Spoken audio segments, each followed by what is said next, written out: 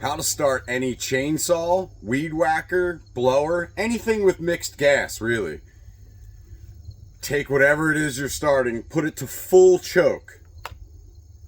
Once you do this, pull it 5 or 6 times till you hear when that turns over one time. You'll hear it try to start. I'll show you now.